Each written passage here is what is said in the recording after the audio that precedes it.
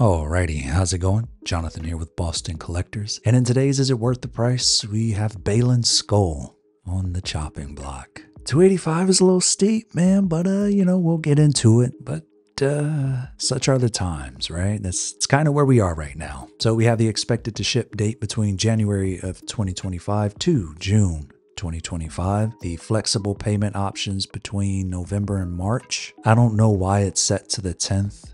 I never select that. I may have messed up, so I'll have to double check my order. But regardless, you have 5 number of payments, which that's pretty reasonable. I'm surprised it isn't 4, but I'm guessing due to the pricing, they added that extra payment. I'm not really sure how they go about choosing which selected for 4 versus 5, so I don't know. So as we go down to see what's in the box, we have the body with over 30 points of articulation. That's good to know. We'll talk about all of the accessories, the costume, and all of that good stuff later. Although, again, as we've been pointing out, they've omitted if they're using pleather versus leather, which is unfortunate. The black cloak embedded with bendable wire. I noticed this, but again, we'll touch on that momentarily. Yeah, the rest of this is pretty much your standard selection of pieces that come with the figure. The additional information being TMS 125. We're going to go ahead and check out Facebook where we can get a better selection of photos because this isn't it.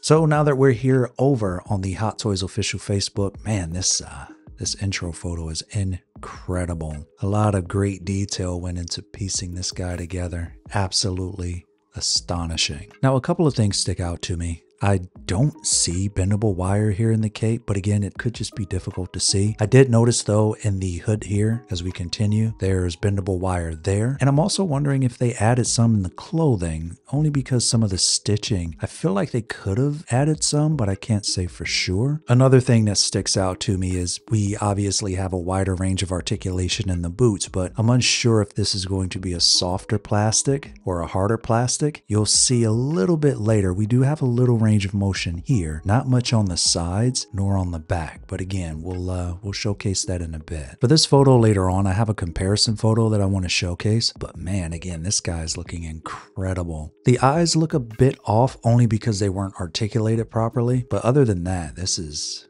wow. Phenomenal. I love the stitching. The tailoring looks great. The armor looks incredible. I'm wondering though if this is going to be velcroed on, if it's going to just have the strap on it. I'd imagine the higher piece here is going to be velcroed, but again, I'll point that out in just a bit when we see a little bit more articulation. I also see a little bit of padding. I don't know if it's going to have a little bit of hindrance there on the double jointed elbows. I don't know if it's a full body suit or not. That's going to make it a little bit difficult to pose this guy, but at that point, we just have to wait and see when they release him. Here we have the separate rolling eyeball system, which is Circe. I've noticed they stopped really using that. It's just separate rolling eyes. I do feel like the wrinkles look a bit pronounced and they kind of look sculpted in. As we all know, the portrait softened just a bit during production, and I feel like because of that, it'll end up evening itself out. But other than that, the entire design looks incredible. I wouldn't want any changes to this. And just in case you were wondering, the portrait designer is Jiyoung over here on Instagram. You get to see that prototype, which prototype lighting compared to studio lighting. Obviously, we have a vast difference here, but phenomenal work. They captured the hair beautifully. The beard design looks incredible. It doesn't have that weird look that Obi-Wan suffered from. It's wonderfully done. The shadows over the lips, so that it doesn't look so sculpted. And then when we bring it back here, it still looks pretty solid to me. There isn't too much shadow work going on there. Again, impeccable work. Now, as we move on to this photo, there are a couple of things that I want to point out. As we zoom into the belt, I genuinely think this is going to be sculpted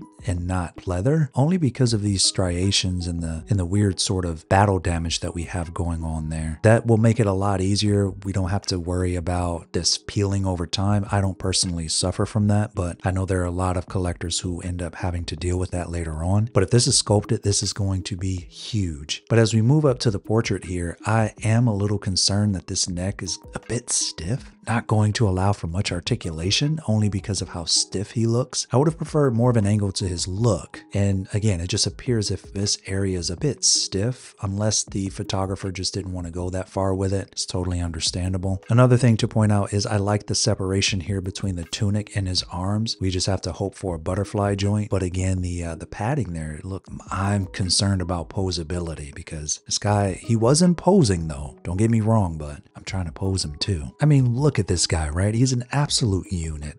I'm not upset at this one bit. And you can tell based on the stiffness of this cloak, we have, it looked like a bit of wire going around here. Whoever the photographer is sort of tried to pose it around it. And then you have this stiff sort of outlier here. So I take it back. There's definitely wiring found throughout that cloak. I would have preferred more of a drape, but I'm not mad at it either. Simply because this guy is so huge. Having that wire found along the outside of his cloak will add a bit more of a dynamic appeal to a pose. Speaking of wire though, I would like to know if they added some here, similar to what they did with the Phantom Menace Darth Maul. That would make it even cooler to pose this guy. But then it make you question, what would you do with this part, especially if this is going to be plastic? It might make it a bit difficult. I don't know. As we move on up though, again, this guy's just imposing. This is, yeah, absolutely phenomenal. And here we have the portrait design as we zoom in here. I love the discoloration here to his skin tone. I like that there's sort of a lighter application here around the beard. The bags, man, this is incredible. And in this photo, simply pointing out the midsection, I'm a little concerned about the posability here, only because of the belt. I would hate for this belt to snap. And again, the padding underneath it, we probably won't get to have this guy in too many crazy poses. He is more of a brute though with his fighting style, so it can't be that big of a problem when it comes to posing him. We get another idea of the straps there. Those look plastic. Yeah, I thought those were soft goods, but based on how the light is hitting that appears plastic. So similar to the other pose that we've seen previously, again, I'm not really seeing much range of motion in the elbows, which make me wonder again if it's the bodysuit that's sort of hindering that. But based on the detail work, the oxidation to his armor is just, these are things that we didn't get to see in the show. So to see them in 6-scale form and just really show you just how much detail went into the armor. The introduction of shadows here in this photo is just really bring out that menacing look to Baylan Skoll. So the hood here reminds me of Luke from The Last Jedi, and I had an issue where the wiring came up through the hood and I had to fix it myself. So I'm hoping that that's fixed. Mine came out over here on the right side of the hood, but this is where I could tell for the most part where the wiring was originally. But like I said earlier, you can tell that there's wiring found throughout the rest of the cloak, which could be good, might be annoying, it depends. We'll have to wait and see. The detailed costume with meticulous fabric selection. Again, this is what we know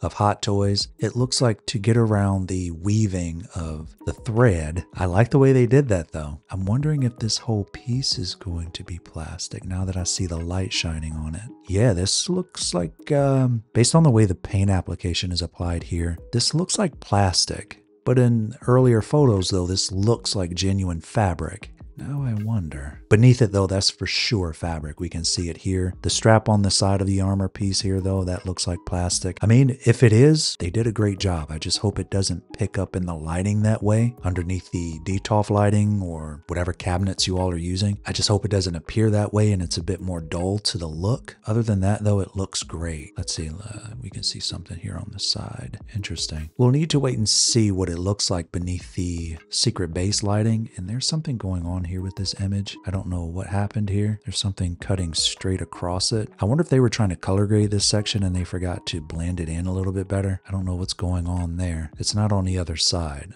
Maybe it's a layer they forgot to turn off. I'm not sure. And then here we have the end card. Now we're just going to talk about what they included before I talk about what I feel is missing. So with everything that we have here, we obviously have the portrait with the separate rolling eyeballs. That's becoming a bit more mainstream. They're consistently working on this for almost every release. We have the costume design, which is standard. You know, we can't have Baylan Skoll without his costume. The LED lightsabers, another standard that's seen throughout a lot of the recent releases for Star Wars. Although I would like to finally see an update to to the dynamic effect. Maybe someday. We'll have to wait and see. And we have the rest of the outfit because he doesn't come with much. But what I do appreciate is the fact that he come with pairs of hands. I'm not upset at the force gestures, but again, I would have liked to have seen right hands with force gestures too, and they're all left. So they almost hooked us up, but it's like they're right on the edge of greatness and they refuse to put that extra percentage in. Now, as for the base, I found it interesting that he received this one and not the same base that Ahsoka received. Here it is. So the base design here looks incredible, right? I know it's rather simple, but it's got a bit more of a premium feel to it. We've got a bit of the environment going on there too, which again, I